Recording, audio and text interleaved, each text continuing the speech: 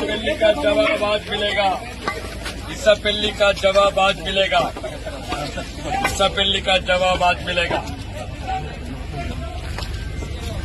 రాముడి సంతానంకు రావణుడి సంతానంకి ఈరోజు జరిగే పోరాటం మార్పుడు. ఈరోజు ధర్మం ఒకవైపు, అధర్మం ఒకవైపు, ప్రజల పక్షాన నిలిచిన గొంతులు ఒకవైపు. ప్రజలప్ప మేము వ్యక్తిగత ఆరోపణలు చేయలేదు. దయచేసి ఇక్కడ పోలీసులకు సహకరించండి.